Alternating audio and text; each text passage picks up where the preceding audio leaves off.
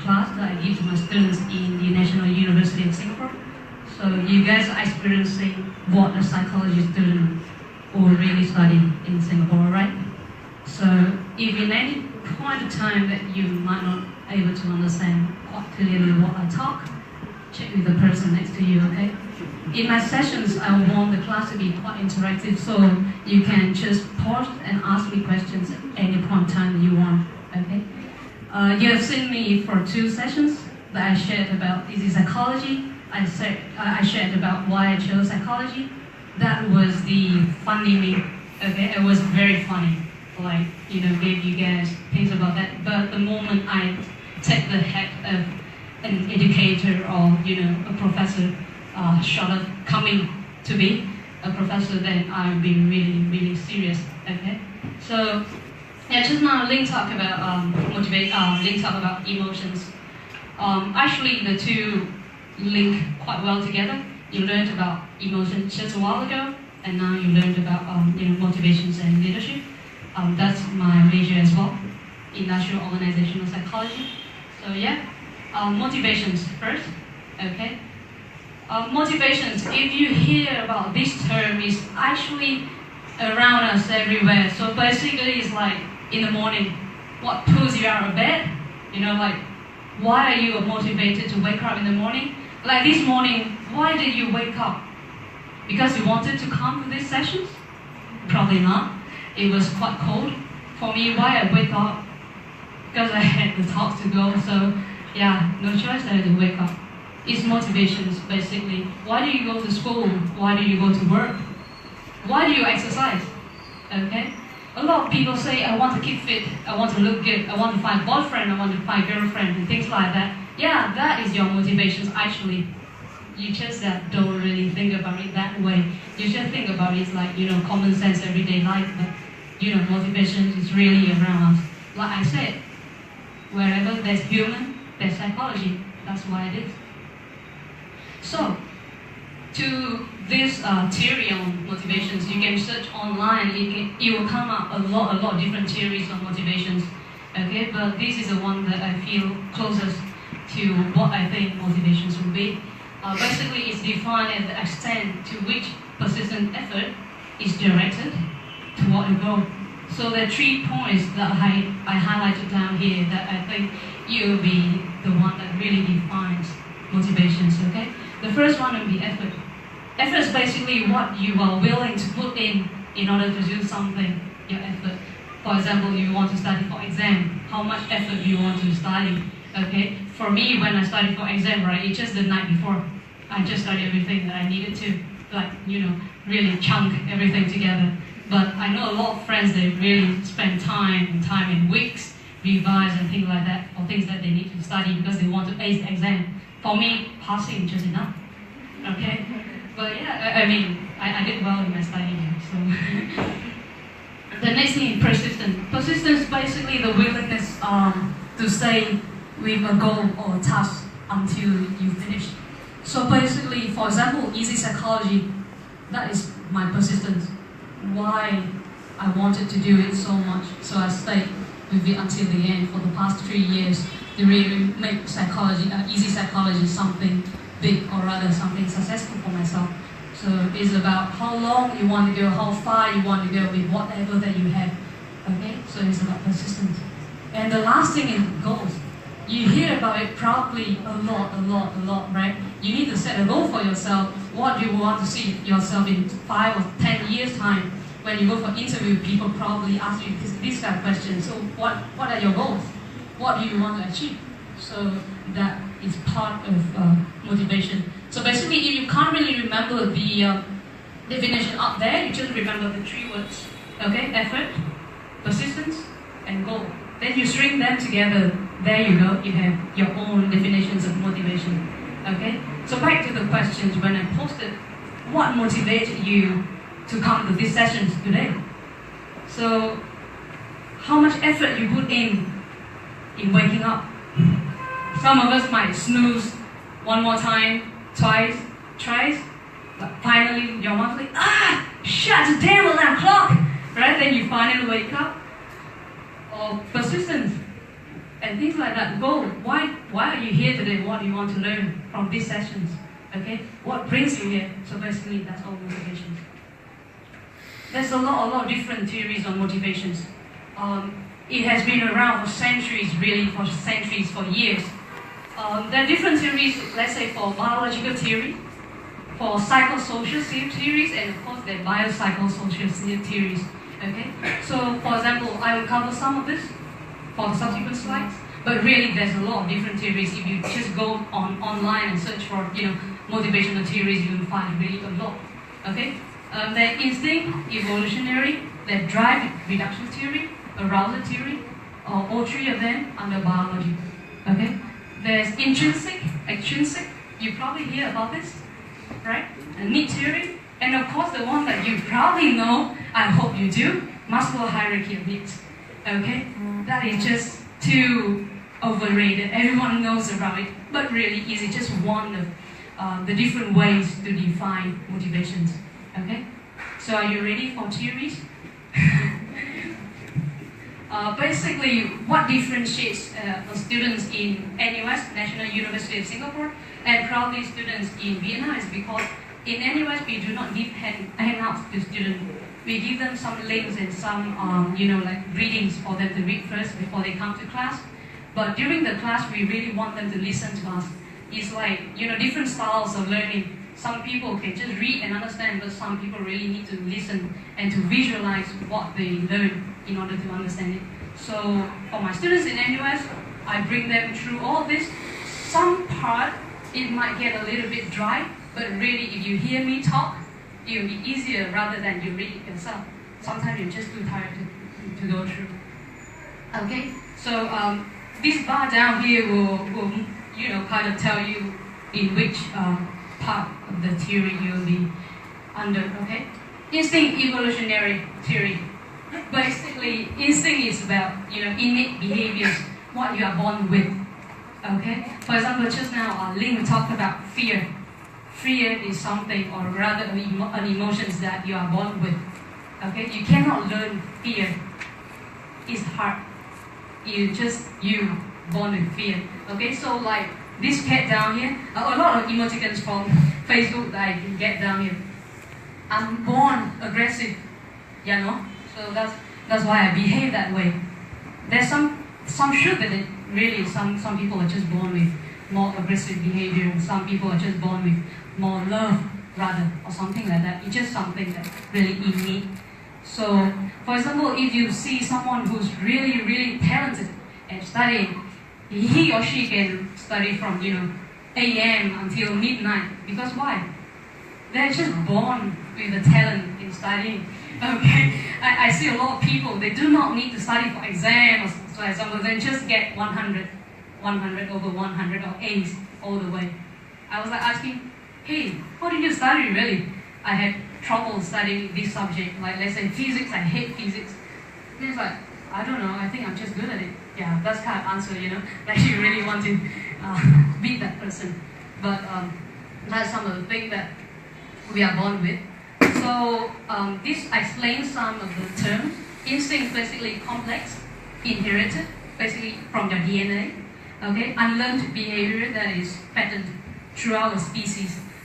Human is just one of the species, so even for mammals or other animals, they do have instinct behaviors as well.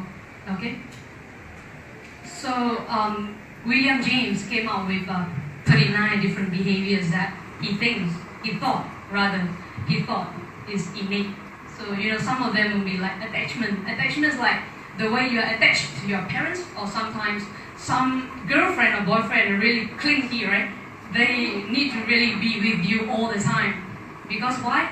Attachment is kind of innate as well. So that's just how they are. Okay. Fear, of course, hunting, shame, anger, and things like that. 39 of them, 39 behaviors altogether. You can search online for William James instinct or evolutionary theory. Okay. Okay, drive reduction theory. Basically, it talks about what you need at the moment in order for your psychological or biological to be balanced at equilibrium state. Okay, they call it homeostasis. So let's say for this cat down here, he or she, the pushing, I just like that, he's okay. He feels hungry. So what he wants? Finds food. Yeah, of course, it's drive reduction theory. When you're hungry, you go and find food. When you're thirsty, you drink. And things like that. It's just as simple as that. So really, again, psychology is everywhere around you. So just now, during the break, you feel tired, you feel hungry, you need to go for food. Yeah, that is psychology. Because it's drive reduction theory for your motivations to find food, to find drink. Okay? So there's this word in psychology, homeostasis, basically is the tendency for your body to maintain a balanced state. Like when you feel cold, you put on enough clothes for you to feel normal again. I mean the temperature, your body temperature. When you feel hungry, you go and find food, and you eat until a certain amount that you feel okay again. Then that is homeostasis, or rather, it's like an equilibrium state that you feel okay, normal again. Okay, so that is drive reduction theory. So yeah, it's just a way to describe, you are at the balanced state, the state of biological equilibrium. So when your balance is disturbed, let's say when you feel hungry, you have the biological need to do something, to find food, to find water. So your need goes up, the need to find water and find food goes up. Your drive from your inside organs will tell you, oh, I'm hungry or I'm thirsty. Your stomach will tell you, fill me with some food, please. Something like that, okay? So yeah, once you're done, your need is satisfied, your body is at a balanced state, then you go again. The cycle will just continue like that, okay? So far, everyone's okay? Okay, cool. Alright, so there's this example that I don't know whether it's quite appropriate, but for people with anorexia nervosa, those that they do not eat, they just want to keep themselves thin. So how need reduction theory can explain this kind of behavior? Okay, so they really just they less than the normal weight. They're very thin, really just thin. They do not eat because they feel that they feel more comfortable with them being thin, or rather they just don't eat. Why?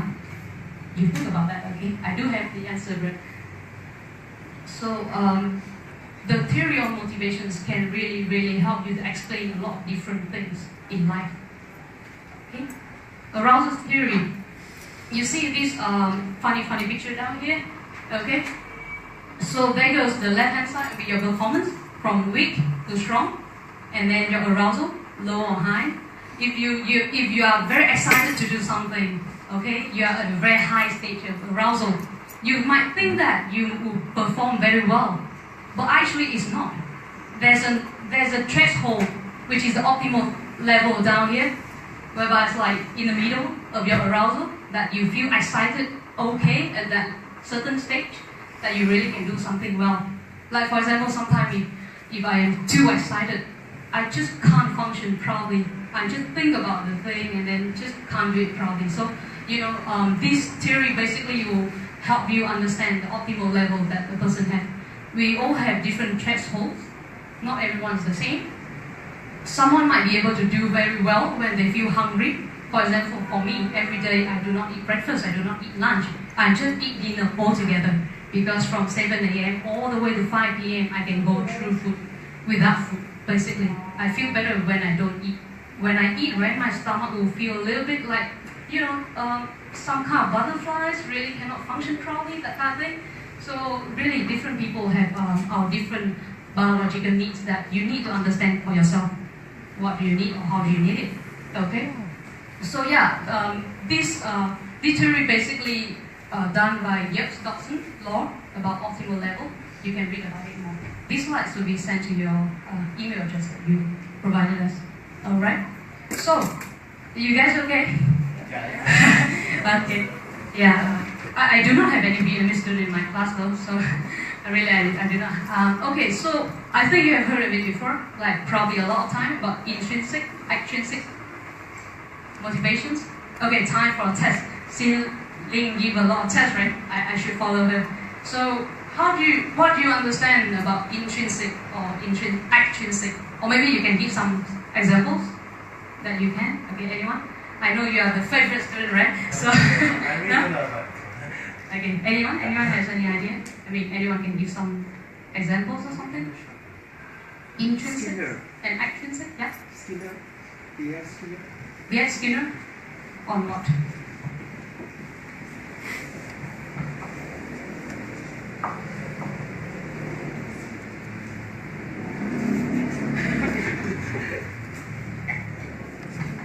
Okay. Right. Basically, the verbs will be in and act. In means inside. Act means external, outside. Yeah. So intrinsic motivations is what drives you from within, from out your inside, your internal self. Okay. Extrinsic from outside, what rewards or punishment you may get from the external environment, right? For example, when I did easy psychology, my intrinsic motivation is that I really want to do it. It's from my internal self. I want to do something. From the extrinsic motivations, actually I haven't found it yet, but it's like, you know, the receptions from the readers, yeah, how you appreciate the book series and things like that. That will be extrinsic reward. Okay. So for example, studying, right? Intrinsic. Is there anyone that very motivated to study? No. So none of us has that intrinsic motivations for studying. No? You do? Do you have? No? I do have. Yeah, I do have. I mean, I really like to study. So when I told my mom that, hey mom, I got into a PhD program, my mom said, hey, no.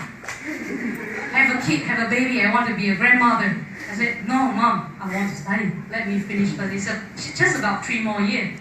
You know, that kind of thing. So I really motivated studying.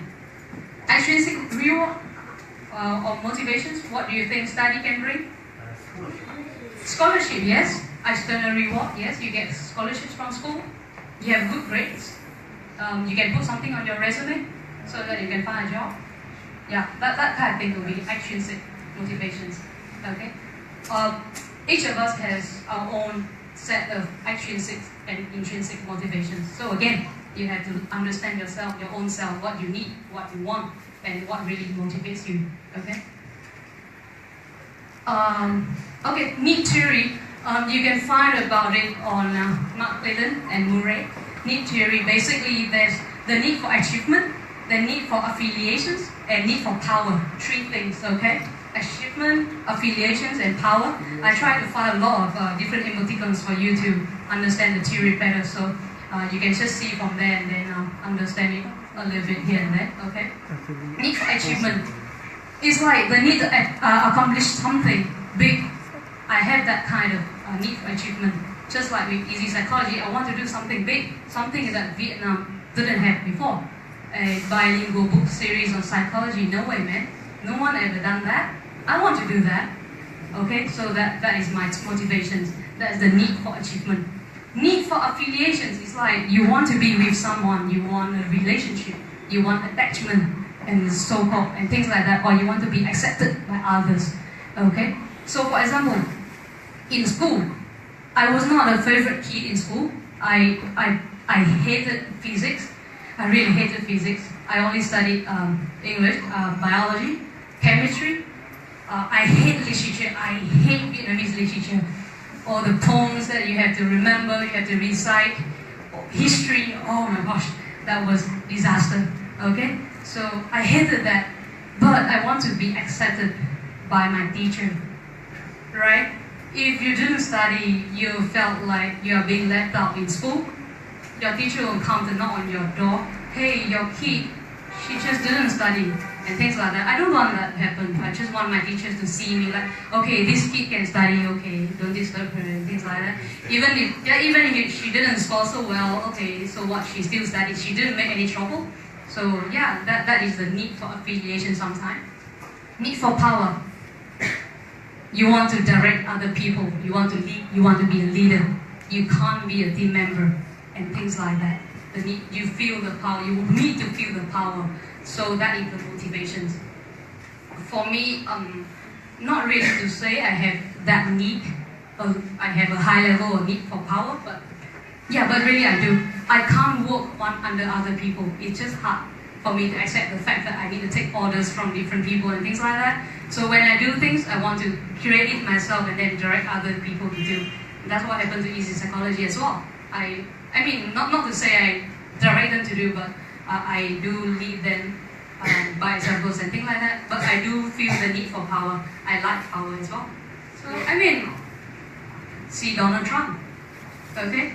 What kind of needs do you think he has? Donald Trump? Achievement? Power? Make America great again? Need for achievement? Can he really do that? Really? Need for power? Actually, personally, I don't think he wants a need for power. He's powerful as a businessman himself. But rather, the need that he portrays the most is kind of need for affiliations, actually. Why? US doesn't want to be left out. Okay? I mean, there's a study about that long time ago about what kind of needs that Donald Trump portrays. Yeah, US just doesn't want to let out. Doesn't want to be let out. They just want to be known as the leader of the world. Okay? So yeah, I mean, the different needs at different point in time. Probably for me when I was young, need for achievement when you study. Yeah, it was strong. It was stronger than now. Need for affiliations now is stronger since I have my family, as my small family. I mean, my husband and things like that. So I feel I want to be accepted by other people and I want to be loved and things like that. So the need goes up.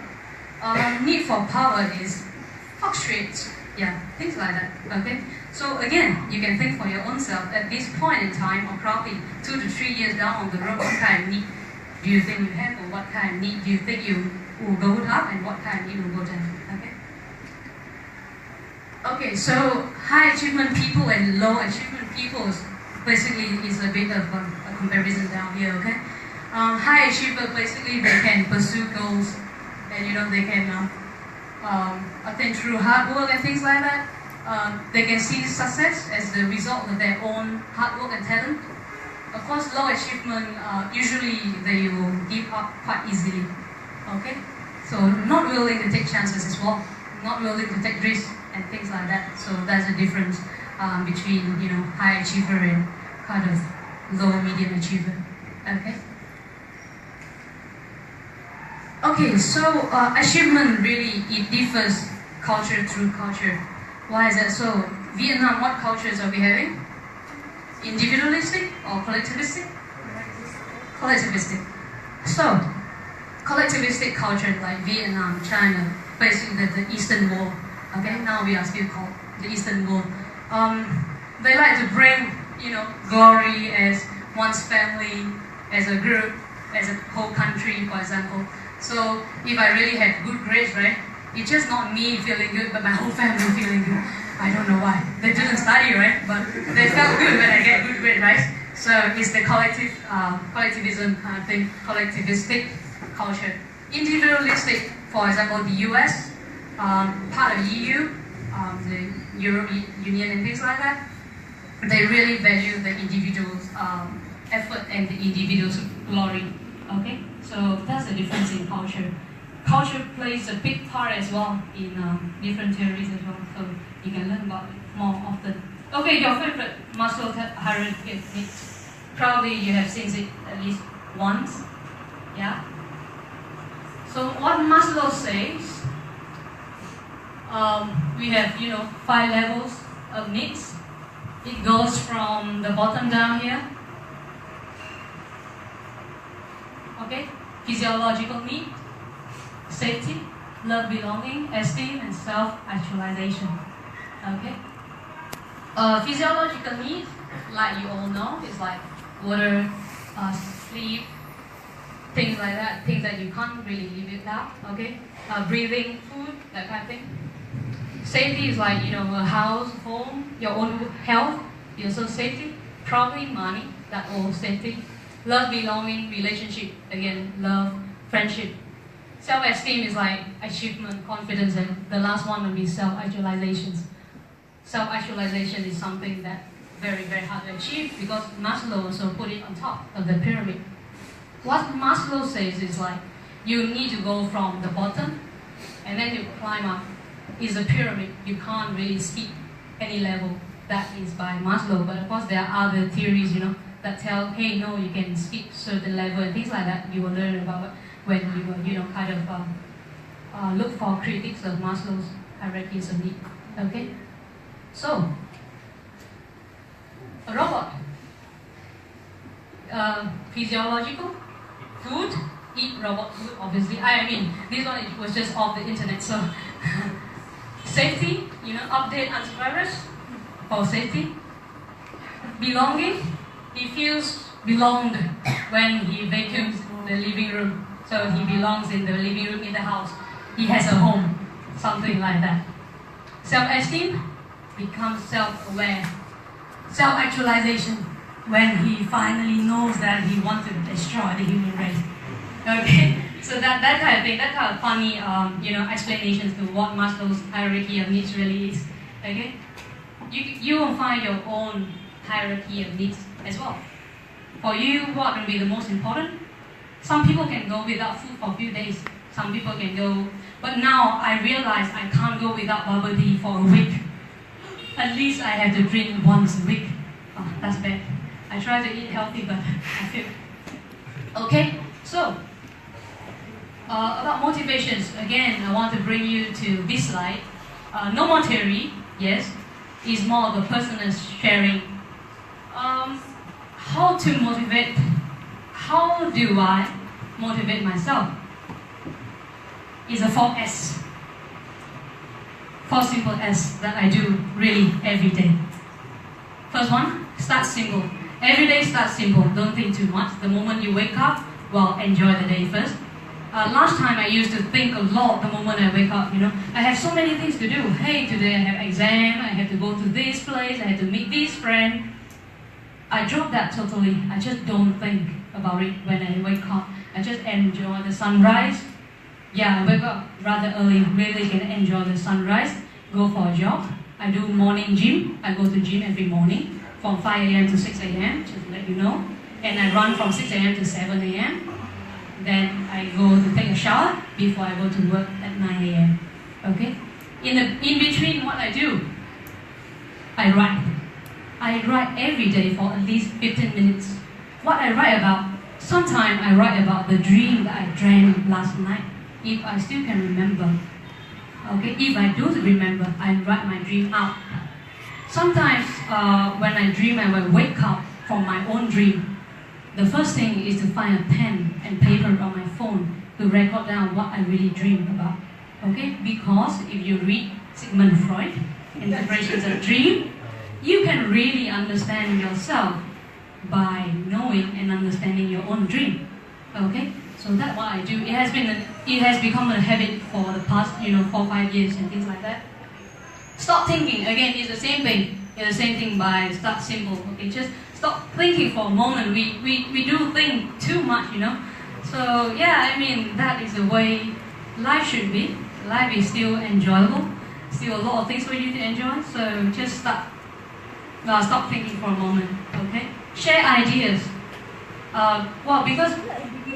Because of my environment is in university, so I do have a lot of students that come to me every now and then, every hour, so I can really share ideas with them. Some of them just ask like, okay, I want to do this project, do you think it's possible? Do you want to take me in? And things like that. Some of the time it's just like via Facebook message with my team on Easy Psychology. Sometimes they do want to do something more, so we just share ideas here and there. So it keeps you going. Yeah? Share ideas, the third S. The fourth S, stay healthy. Hey people, exercise. How many of you go to gym? Oh, 1, 2, 3 hands. How many of you exercise? Are you sure? Okay. How many of you think that you don't have time at all to exercise? Come on, I know some of you do. Okay, yes, I was like that last time, about 3 years ago. When I first started working in a bank in Singapore, it's a very big local bank. I really, worked from 8 a.m. all the way to 10 p.m. The moment I got home, I'm just knocked out. No time. And the excuse is, no time. Yeah, we always use the excuse sometimes, right? I have no time. Like, have you exercised? I have no time. Really no time. But come on, you can do it. Let me give you a tip. What I do before I sleep, every 15 minutes before I really sleep, I just do some very normal stretching on bed. You can just, kind of stretch yourself, hold on in the bed frame and do some crunches and things like that. Do it for a week or so. You'll feel the difference. You feel that the next day when you go to work, well, the first week might be terrible, yeah? You'll feel your body aching like crazy and things like that. But subsequently, when you get used to the routine, you really feel the difference internally. Wow, that sounds profound, but really you feel so much better, you feel so much refreshed when you do it. So yeah, just do some normal exercise, maybe 5 minutes a day. 5 minutes, you definitely have that time to set aside for some basic exercise, okay? Exercise can be just breathing, take a deep breath, at least 3 to 4 times a day. That helps as well. That was an advice from my uncle because he saw me the day I was very stressful. He told me, every time before you go to sleep or the moment you wake up in the morning, don't jump out of bed. Just stay on the bed, take a moment, have a deep breath.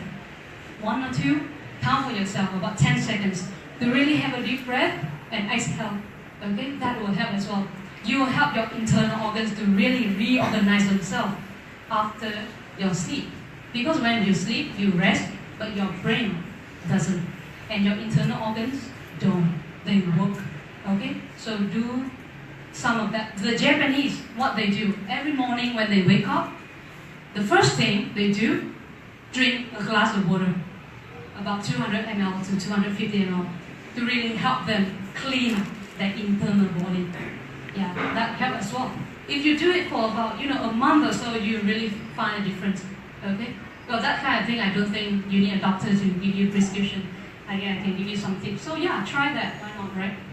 So that's the 4 tips that I use to motivate myself really.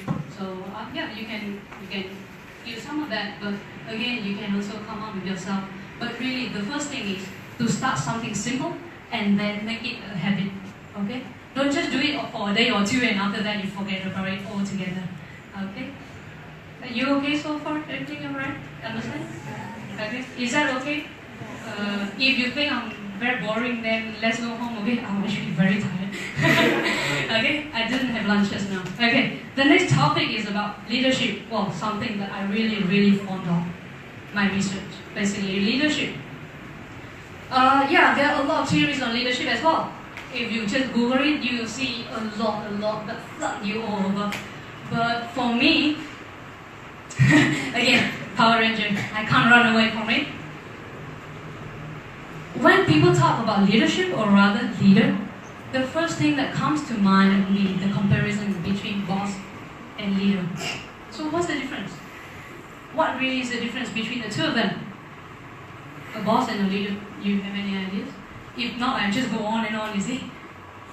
Anything?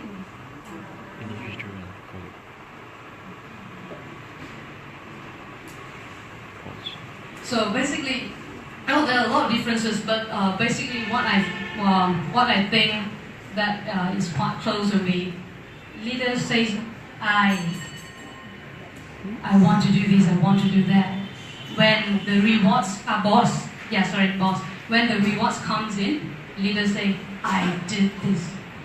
Boss says, I did this. For leaders, they say, we want to do this, we want to do that. How about doing it all together? And when the achievement comes in, they say, we have done this, we did this. That is the main difference between boss and leader that I find, is the closest definitions that you see, Power Ranger 5 of them. Okay? So really there are a lot of theories on leadership, but one of the things will be leadership styles.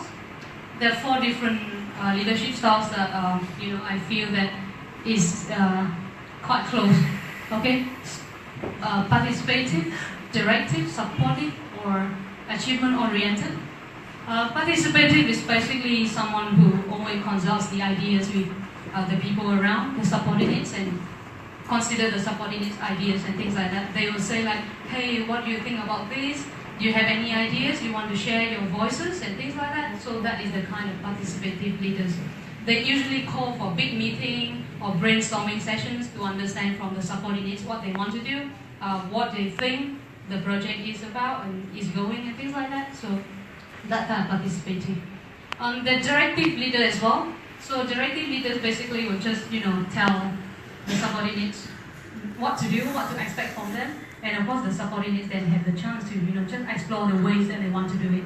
But basically the directive leaders will give you the directions.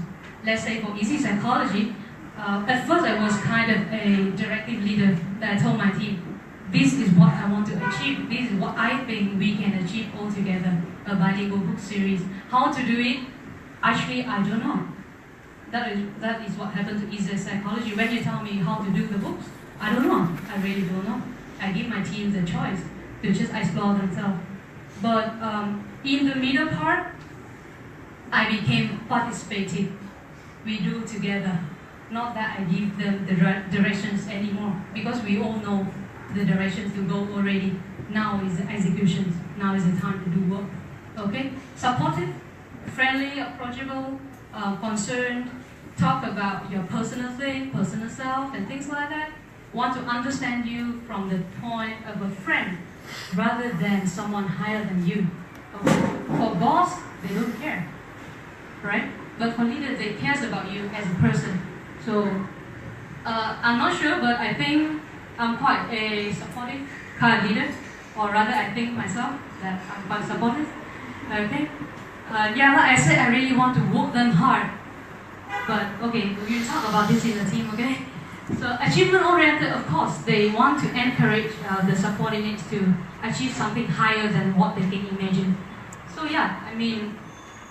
leadership styles, each of us has different styles. But again, we might have all these 4 styles, but it applies from time to time. Different style will be a little bit more, frequent use than the other. Just like me, that I explained to you in EZPSY Psychology project. At the start, I was like directive kind of leader. In the between, participative. All along, supportive. I think all along have been supportive. And achievement-oriented, of course, all along have been achievement-oriented. If not, we could not do it. Okay? So you can learn about these leadership styles. You should understand your own. Like when you work in a team, what leadership style do you have? Or rather, what kind of team member you are. If you are not taking the leader role, what kind of member you are. So this kind of thing you should learn more about for yourself. Okay? Alright. So look at these images. They're all leaders. Okay? Qualities of successful leaders. I have no answer to this. It's just, the few things that I throw on the board. Okay? When I ask people, I asked my students before for the same sessions. So the most voted 3 will be energy, intellectual stimulations, or rather, IQ, intellectual quotient, charisma, someone who is charismatic. I think I have 3. Energy, no doubt, I have very, very high energy level. Sometimes I just can't control myself as well. It's something bad, actually. Intellectuals, maybe. I think I deem myself smart. I don't know. Charisma. Let's rest it for everyone to think about. Okay. But there's other as well. Self-confidence, honesty, integrity, things like that. They're different, qualities that a leader may possess. If you see from here, okay, let's follow the pictures. Okay. We have Barack Obama. I follow him. I like this guy as president. Donald Trump, of course. Kim Jong-un from North Korea. You think he's charismatic? No? Dominant? Threatening? Yeah. But he's a leader, so he possesses some kind of qualities that a leader have. Yeah. Steve Jobs. What do you think of Steve Jobs? What do you think of him? What qualities did he have? Oh yes, innovative thinker, definitely. Passions, yes. Yeah, that kind of thing that people have. So yeah, you have a lot of things for you to put into that kind of now, okay? Is that tree just the most voted tree after, I did quite similar sessions for my students in NUS. Bill Gates. What differentiates Bill Gates from Steve Jobs?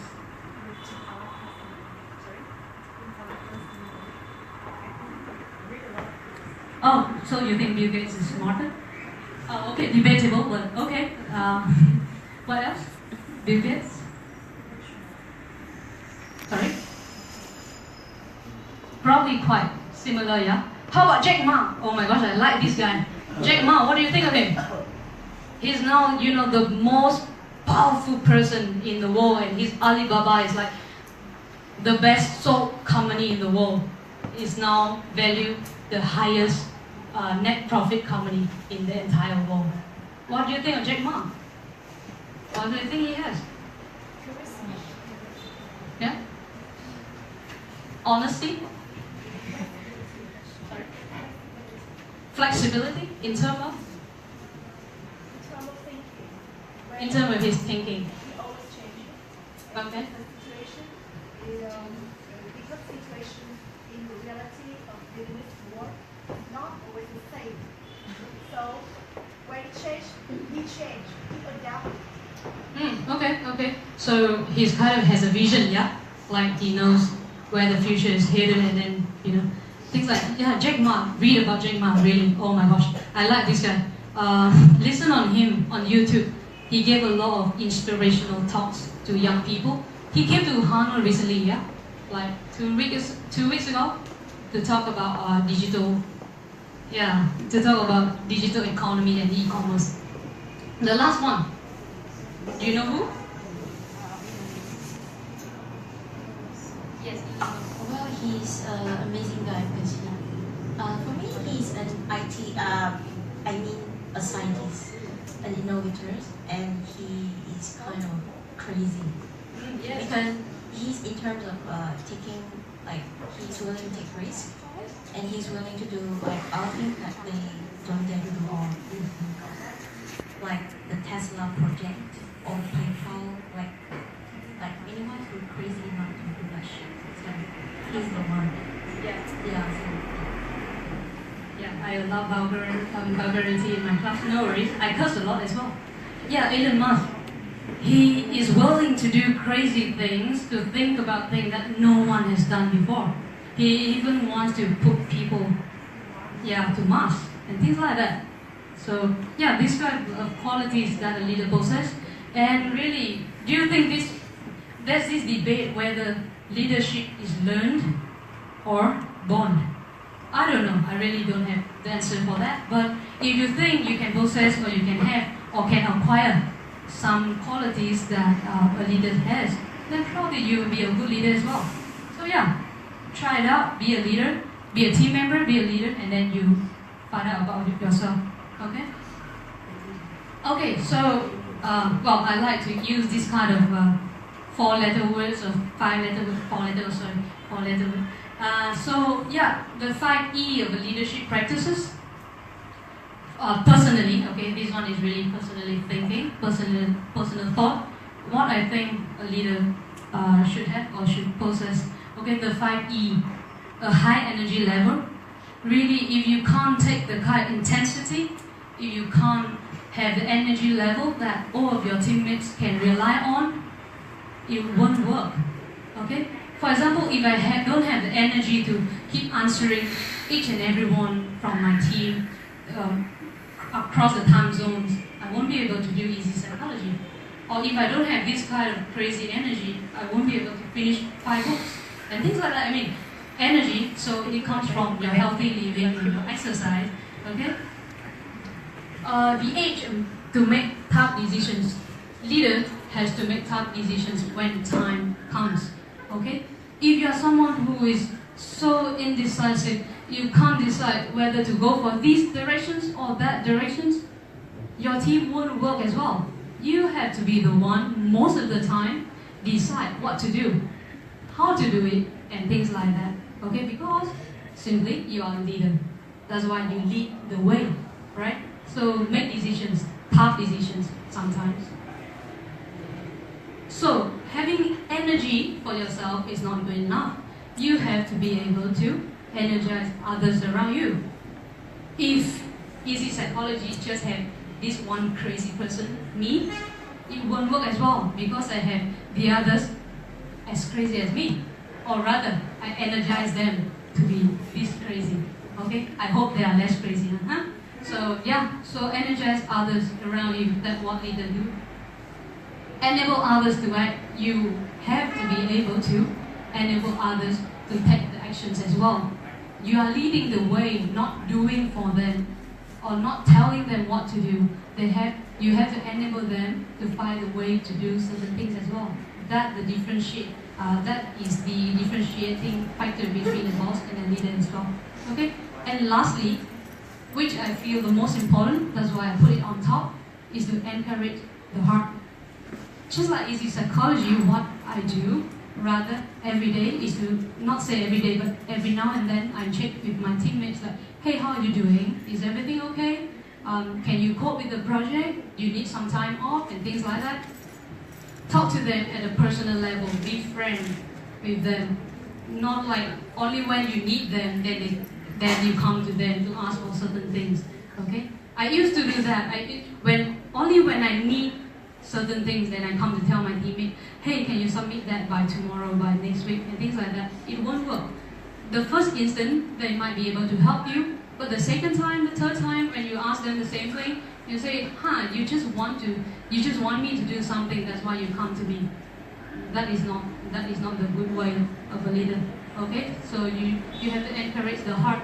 People believe in you, you believe in yourself, and everyone believes in the project, then the team can work. Okay? So, are you guys hungry? You guys need to rush off or something? I kind of overrun my own time. So, the last part is, just some personal notes on how I do it. I want to share with you, or rather, whether you can take some of these back home. So, how to keep a high energy level for myself is to travel. I love to travel. Every year, I will take 1 month off, totally off from the internet, off from everyone, just to travel. So the most recent trip that I did was to Europe for 40 days, 40. There's a book, 80 Days Around the World, right? So I did 40 days around Europe. I went through 9 different countries, 10 different countries, to really refresh my mind, to think about things, and things like that, Easy psychology, some of the idea. Actually, the dictionary idea was from my Europe trip that I really, really wanted to do it. So, for me, in order to keep a high energy level, I travel. Okay? Make tough decisions. How I do it? How can I deal with the kind of intensity that I have every day? I work as a lecturer in the morning, which is really, really tough. So, I do dragon boat during the weekends. This me at the end. Yeah, this me wearing the cap down here. You can see this me, and I won a medal. Oh, yeah, this me, the last one, right in front of the lady standing. I do this kind of sports, competitive, intensive sport. So I do it every weekends, every 2-3 hours in the morning.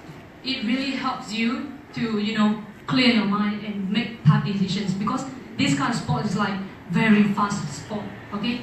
One race can finish within 30 seconds. You have no time to lose. Okay? You have no time to lose, really. So that me in the race, that me winning a medal. So that kind of thing is how I train myself every day. You will find some kind of sports that suits you. Okay? Not that I promote dragon boat. I know that Vietnam doesn't have it, but you can try some other kind of sports that really suits you and really can bring the beast in you. That kind of thing. Okay? Oh yeah, she's fond of PlayStations. Yeah, she plays every night. She even plays Dota. Yeah, she plays Dota with her husband. e-sport. Well, I'm not sure about that, but yeah, you can do e-sport if you want. Yeah. Oh, now in Singapore, right? There's a degree in e-sport. Yeah, they prepare you for competitive e-sport, sends you overseas and things like that in Singapore. Okay, Energizer. It's not the double A advertisement. Yeah? It's one team, one dream. Really, you can energize your teammates to be together. That's how the team will move forward. So yeah, enabler. Boss will find faults in you. He or she will nitpick. He or she will nitpick you. Okay, just find when you do bad things, when you do things not so good and things like that. Okay, but leader asks you to aim for the stars. Maybe you can reach the sky. Okay, so that's how leaders will enable you to go forward, to move forward, to achieve things that sometimes you yourself will not be able to dream you can do it. Okay. So this will be the last slide, and I think this will wrap up the entire sessions for today. EZPSY Summit. Now I have found you. Passion I can go everywhere. So deep down below, for this whole sessions from 9 a.m. that you have been here with us, you have heard a lot of different speakers talking about different things. But deep down inside, what we think the most important thing will be the passion, the flame inside you that will enable you to do a lot of things that sometimes you might not be able to understand, or sometimes you might not even dream of doing it. Okay? So yeah, find your passions, find the flame of youth, find out what you really want to do, what you really can't live without. Okay? For me, if I can't write 1 or 2 pages for EZ Psychology a day, I feel really frustrated. So that's how I keep my day going. So yeah, thank you very much, and I hope you guys have enjoyed the sessions today.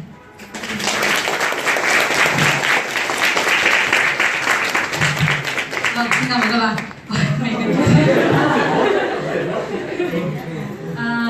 Thì hôm nay thì nhân tiện đây là buổi cuối thì mình cũng xin cảm ơn, gửi lời cảm ơn cà phê tuyệt vời, chắc lát nữa xuống sẽ cảm ơn. Nhưng mình muốn cảm ơn các bạn diễn giả hôm nay đã tới cùng với chương trình, đó là chị Linh. Chị Linh rất cảm ơn chị và các bạn diễn giả của buổi sáng. Cảm ơn các em Lê Hương Hà, Vi Đạo của Minh Anh đã bay từ Singapore, bay từ Sài Gòn bay từ Sài Gòn về thủ đô để tham dự buổi hôm nay. Rất cảm ơn Khánh Linh và các bạn ví dụ Phương Mai Việt Nam đã cùng hợp tác trong tập 4 của EZPSY và luôn đồng hành cùng với EZPSY. Căn bản là tại Khánh Linh cũng ở Sinh cho nên là đôi khi gọi nó cũng dễ lôi kéo vào các event sự kiện. Mình rất cảm ơn nhóm EZ Psychology team của mình trong 30 tháng qua đã bị mình vắt kiệt sức lao động, và thành quả gặt hái của chúng ta ngày hôm nay đó là một cuốn sách 5 tập, và có thể nói là nhận được sự đón nhận nồng nhiệt, không nghe thế cũng tự hơi tầng bốc, có thể nói là đón nhận được sự đón nhận có thể nói là đón nhận có thể nói là được đón nhận từ mọi người.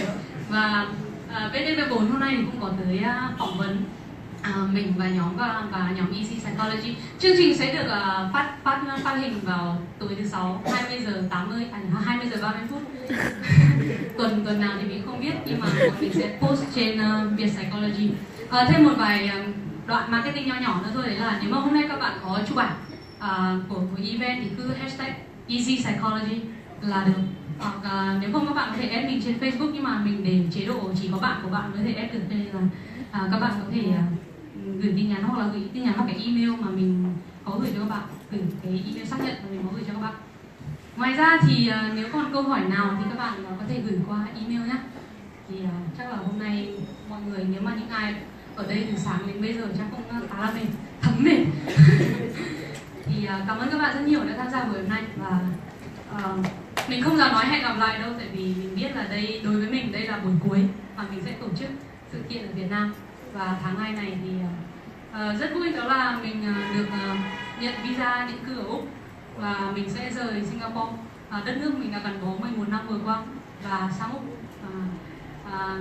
Thì EZ Psychology sẽ viết nốt tập 6 về tâm lý học tổ chức doanh nghiệp, các bạn nhớ mua nhé.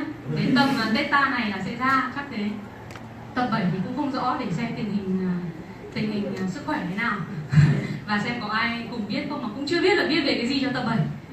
Nếu mà bạn có gợi ý nào thì cứ gợi ý cho mình. Có nhiều bạn nói là viết về tâm lý học tội phạm, nhưng mà tại trong nhóm thì cũng ít bạn học chuyên ngành về cái môn này, cho nên là cũng là khá khó viết. Mình thì mình cũng không học tâm lý học tội phạm nên là mình cũng không dám viết. Thì khi không có ai mà châm lửa thì không có lửa thì không có khói, không có lửa nghe kinh quá nhỉ, nghe hình như nhầm, nhưng mà nếu mà không có ai châm lửa thì nó rất là khó mà thành công. Thế cho nên là chưa biết là có tập 7 hay không, nhưng mà các bạn cứ đón đọc EZPSY Psychology. Cảm ơn các bạn rất nhiều và